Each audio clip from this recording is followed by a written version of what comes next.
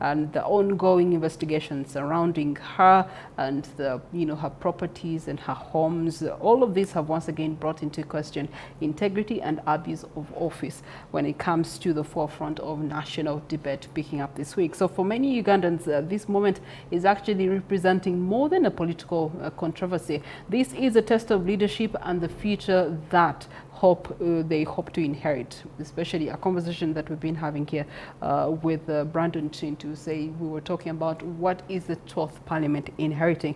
Well, this morning in our Tech Note, we examined whether this is marking a genuine moment of accountability and what lessons are young people drawing from these unfolding events, and whether integrity can actually be the foundation of Uganda's new political chapter, and this is over the next 5 years. Joining me is Ivan Masawi, politician and also on the FDC card or representation and party, and from the NRM we do have a politician who has participated in the recent elections, and that is Roland Kiki, coming to us, speaking to us from their perspective. I'm going to allow them their salutations and we'll pick up the conversation of the day. Ladies first, Ivan. So Roland.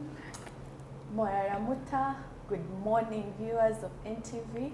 My name is Roland Komhimbo. I'm a politician, I'm a teacher by profession, and I'm the executive director already here in Uganda. I'm happy to be here. It's a pleasure to have you. Ivan? Yes, thank you very much, Priscilla, and our viewers at the National Media Group, but also NTV Live. I'm really privileged to be here this morning. As a country, we are at a standstill to see if there is some genuineness on how we deal with the disparities on accountability. So I want to also thank, I've been viewing the previous guests here, their contribution on the status of accountability in Parliament, and I want to appreciate NTV for always bringing such conversations to Ugandans and especially young people. Speaking of young people, how are you interpreting the importance of this pivotal moment, especially when it comes to leadership and accountability? I don't know if you take the case of Parliament. Parliament, the 1995 Constitution gives Parliament in Article 79 of our Constitution a clear obligation as having an oversight role to have checks and balance in government institutions. It is very unfortunate it is the one being checked. That is the role of Parliament, to be checking executive, to be checking legislature. But because Uganda is a unique country, it is Parliament that is being checked. Because people in Parliament represent Ugandans. They are supposed to check government on behalf of Ugandans. It's why there is a Public Accounts Committee, there is COSASE and all other committees. But unique enough, it is the one being checked. So, constitutionally, even taking our Parliament, our Constitution is rich that we have a Leadership Code, Act 2002, which is a full chapter in our Constitution, Chapter 14, that gives obligation to every public servant who works on behalf of Ugandans to always account their assets, incomes, and liabilities annually to the Inspector General of Government. The Inspector General of Government also is not by accident. We have a full chapter, I think Chapter 13 of the Uganda's 1995 Constitution, establishes an IGG. Lucky enough, corruption in this country has not been managed by the mechanisms set, because we have too many mechanisms and very little achievements, because CID is supposed to be in the same burden. When we look at those employed by the state, we have been having State House Anti-Corruption Unit, we have been having commissions targeted to see that corruption is fought. But as young people, we have been very dissatisfied, because you can't tell us if there was no Rolls Royce or a speakership race that they no longer need among, today would be in such a predicament. Because politics naturally, as a politician, that when you're going into politics, you need to look vulnerable. Mm-hmm. She only broke one rule of politics of wanting to look more glorified and more packaged because even President Museveni, when campaigning, he stays in state lodges in some of these regions he goes, And because villagers think he's always wearing the same shirt and same trouser because he brands, they will feel they are connecting with a fellow broke man. So politics naturally is a game of calculating. I think she miscalculated. But we want to know, where was this? I saw the Honorable Brandon Kintu here. He has been in this government. He was the NRM caucus spokesperson. Whenever they have been in parliament for 5 years, but he was speaking like an opposition MP. You wonder, him who meets the president, where was he to always report? There were riots here, not even riots, protests that were highly covered. And I thank people in the media who promoted this kind of vigilance when young people rose to call out against corruption.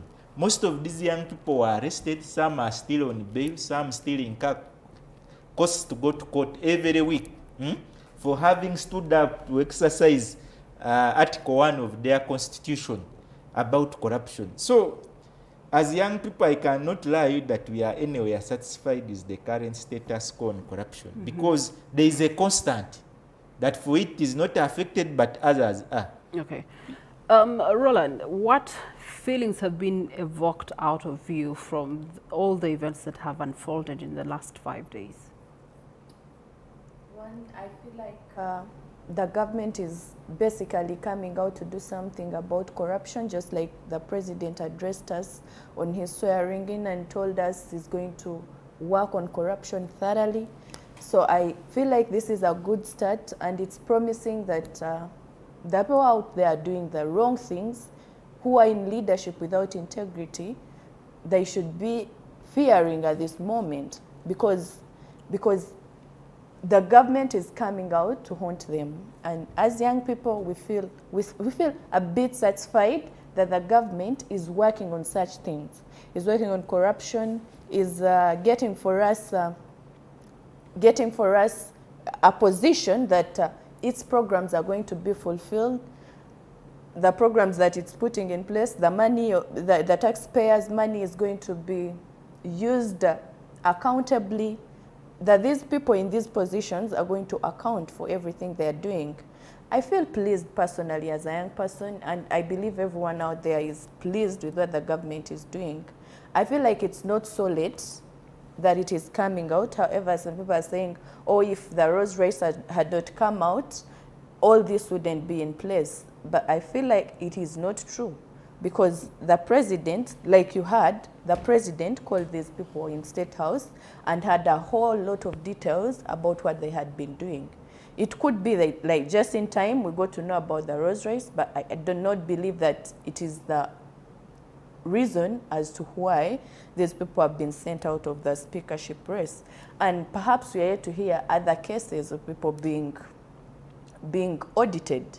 And if they fail to give accountability, we'll still hear such cases, because you had the president himself saying it is Chisanja, no sleep. So if you're out there and you're a young person, it is your call. It should be a sign that it's time for you to work hard. It's time, if you're in leadership position, it should be a call that it is time for you to actually account and do what is right, even when no one is watching. It is time for you to know that the taxpayers are giving these taxes, are giving these monies, and they need accountability.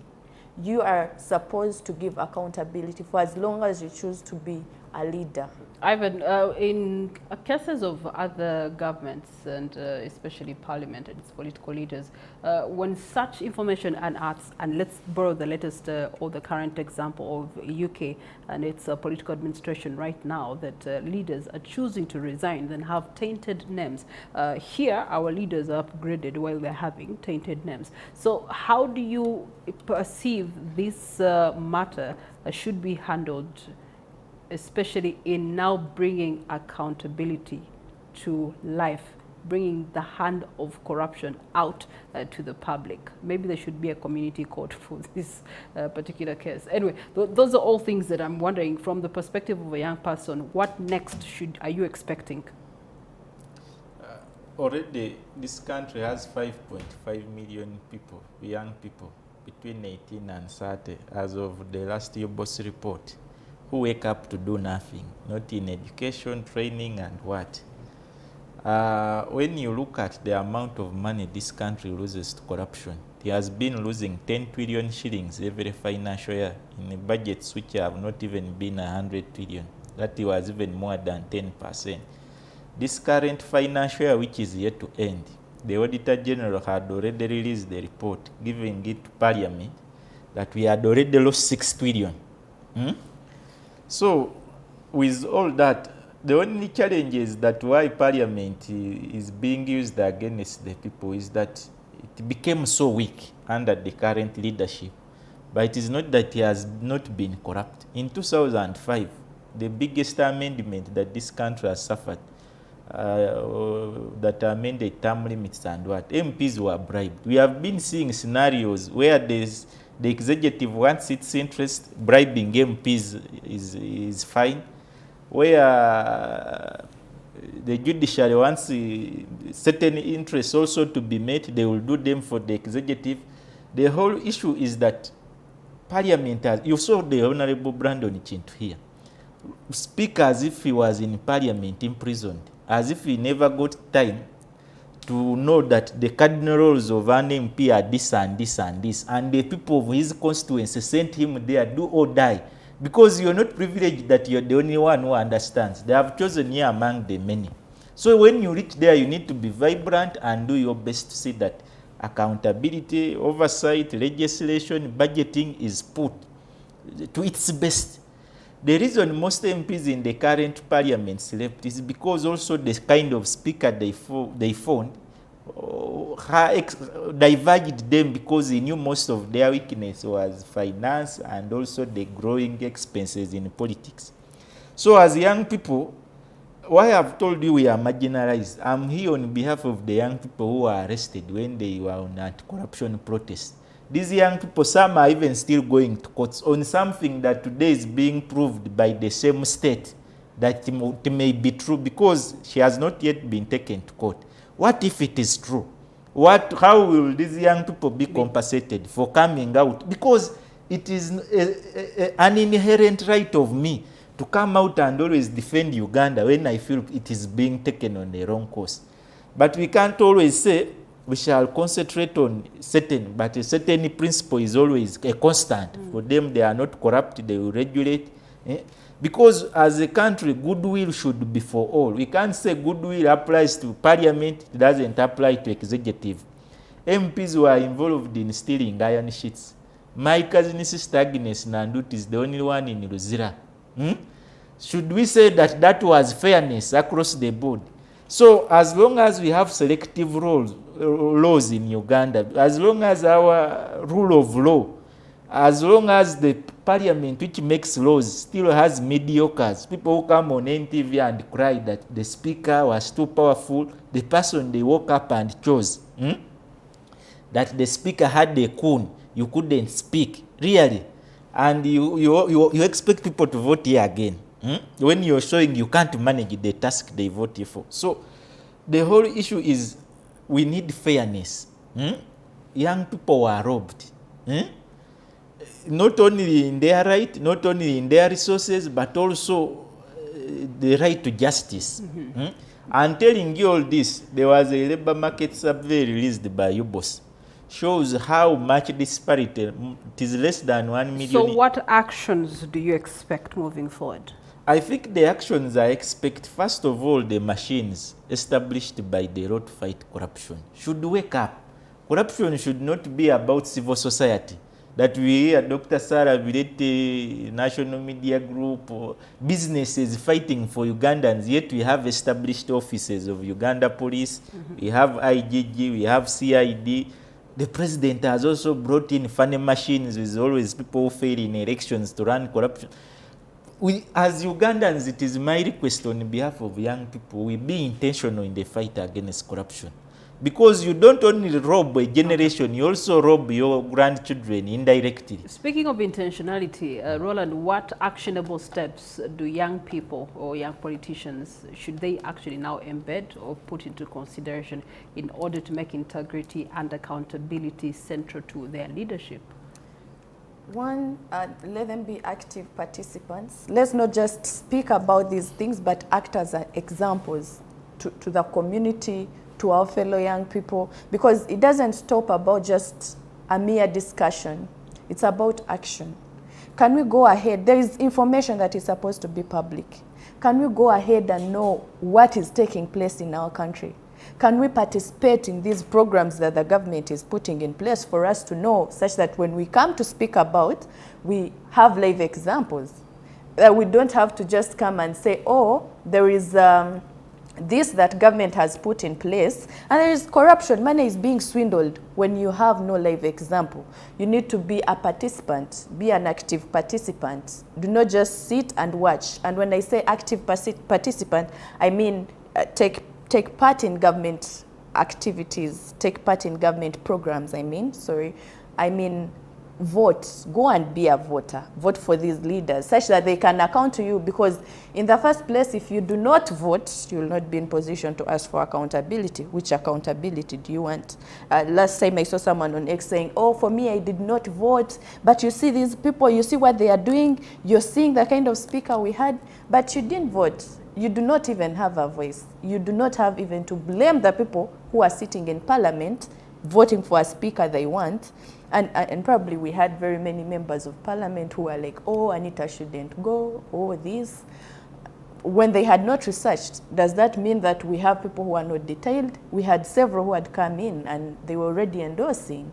I mean, we need to know. Let's not just speak, because it's not about you standing and telling us how you're going to end corruption, and the next day we are seeing you supporting someone who the government claims is corrupt. Mm-hmm. Of course, we cannot justify, because we do not have evidence. Everything that is taking place right now, we have allegations.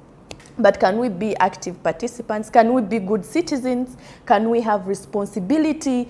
And yeah, just when I was introducing myself, I told you that I'm an executive director of Already High Uganda. What are we doing? We are trying to see how do I just say that when you educate a young girl, or when you raise up a young girl with a purpose, you're actually developing a nation with people who have integrity, with people who have respect, who have self-responsibility, because it begins with self-responsibility. In the first place, if we have people who have grown up with self-responsibility, we wouldn't have our funds swindled, would have minimized levels of corruption, would have minimized levels of our government resources being misused.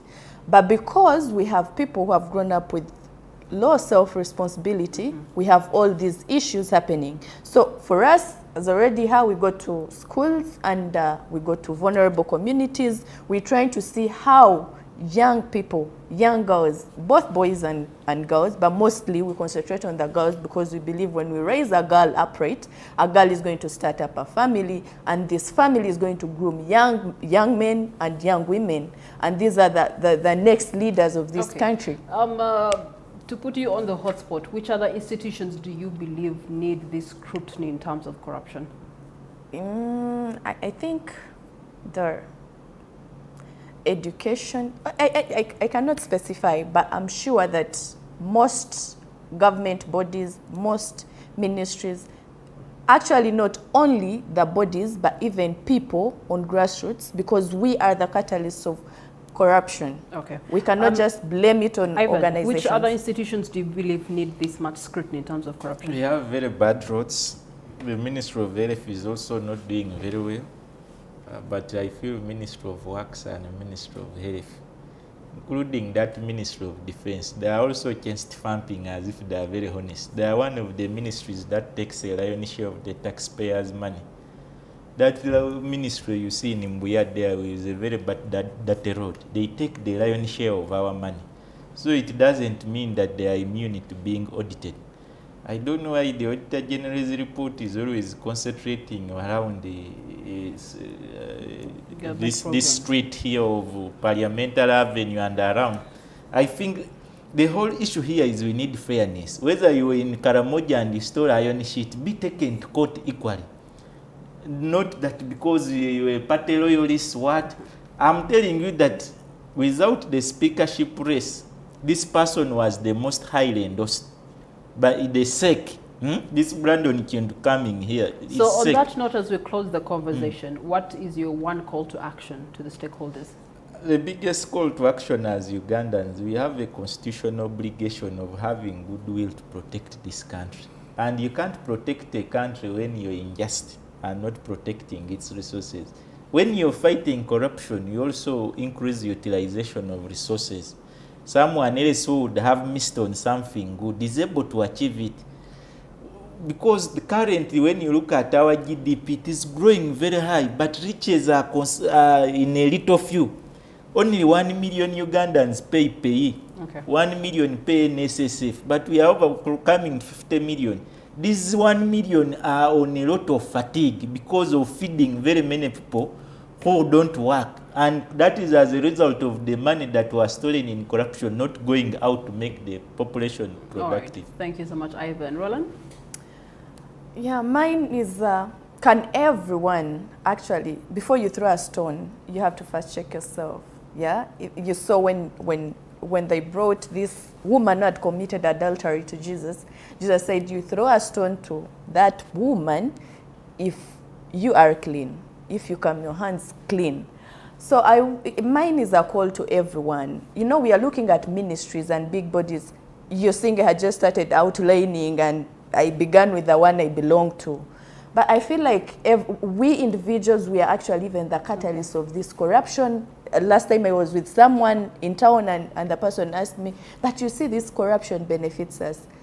That is actually taking us back to self-responsibilities. How about in a time where it is not benefiting you? So can we see things be done in a fair way? Okay. Because in these individuals, that's where we get heads of ministries. That's where we get permanent secretaries. That's where we get the ministers. That's where we're going to get our leaders. So if we begin on the grassroots that we aren't corrupt, you're not going to enter any office and you're seeking to being favored. Thank you, Roland. On behalf of educated young people, Public Service Commission and District Service, this is a request that at least be fair. Don't make a young person seeking a job to pay a salary of over 2 years in order to qualify for a job. Part of the reason many young people are unemployed is because of the corruption in getting jobs. Government has 54,000 jobs. Thank you both, Ivan and Roland, for your submissions to the table. Of course, we'll have continued debates and conversations around this issue because, as of course, the 7th term of the president, it's now an iron hand that is being dealt the hand of corruption. We do have Ivan Walunyado who's joining us to give us